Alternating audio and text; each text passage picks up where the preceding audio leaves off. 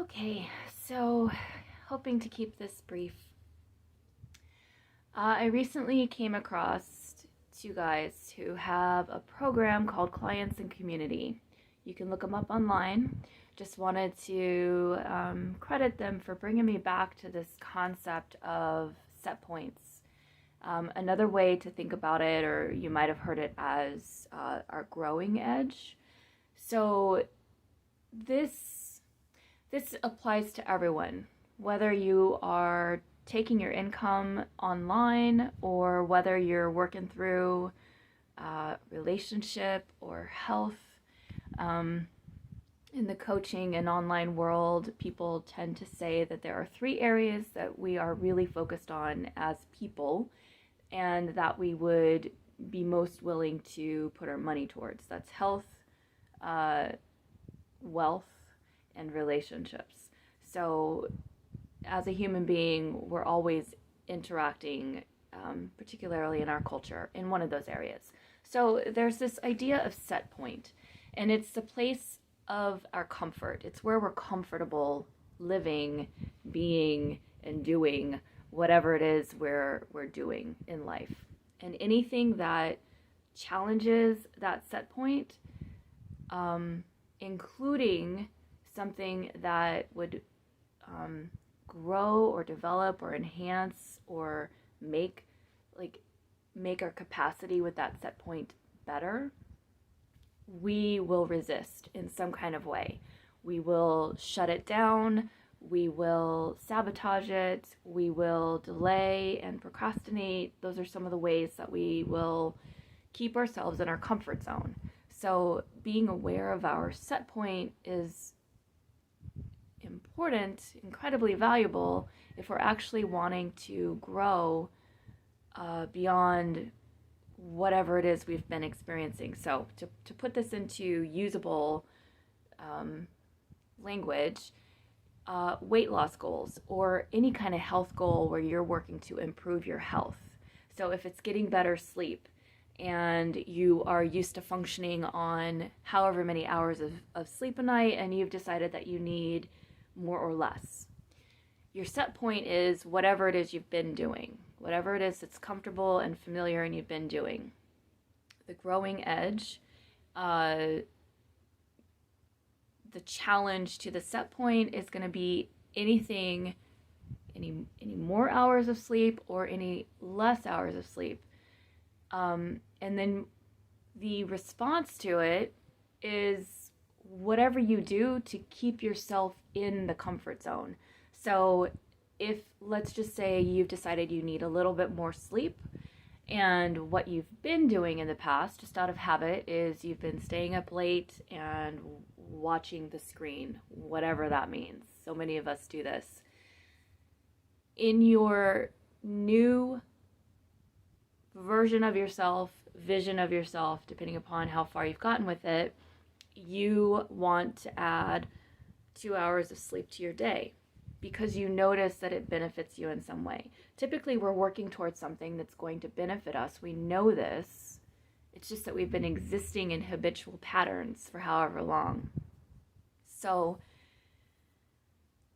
if that's our goal, we may be someone who knows what we need to do.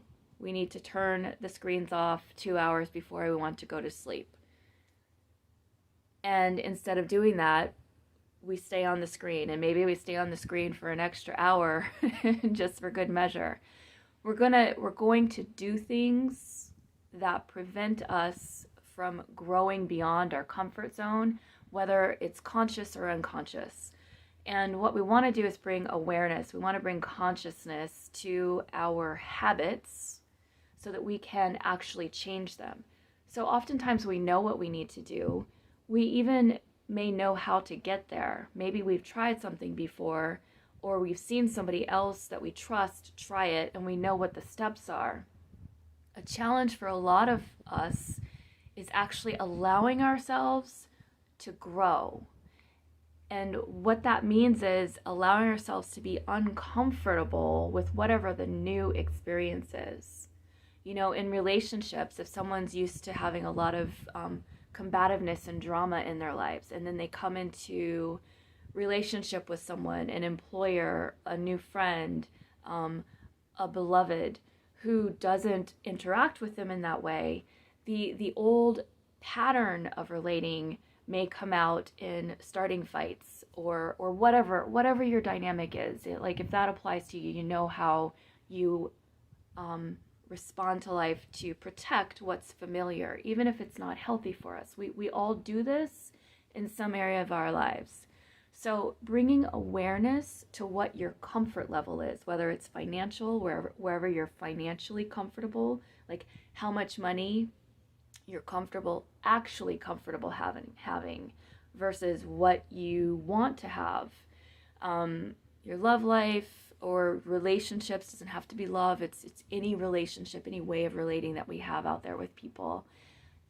Your health, the way that you show up in your body, experience your body.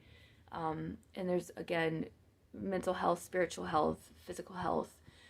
What have we allowed ourselves to have so far? Where do we want to go?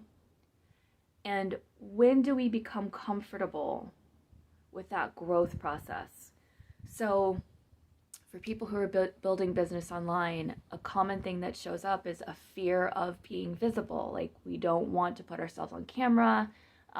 We don't want to be consistent with our posting. And when we start to experience engagement with people are actually talking back. Maybe they're liking what we're putting out there. For some of us, that is uncomfortable. We're used to not being seen, or at least not feeling seen, and we will withdraw. We will become inconsistent. We will lose our messaging. We will change platforms, trying to find a platform that feels better. This is just an example of how you might be in a comfort zone, you might have a goal in mind, and you might sabotage yourself, stop yourself from actually pushing through the membrane to that new goal because it doesn't feel safe, comfortable, and familiar. So I just want to encourage you, if you're working towards something, become clear, start paying attention to yourself. Ask yourself the basic question of what have I been comfortable with up to this point in whatever areas you're looking to develop yourself in or make more room and space for yourself in. Write it down, get really clear, I have been comfortable with this amount of money in my life.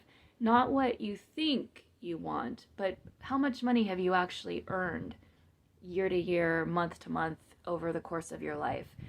How much money have you been able to hold on to?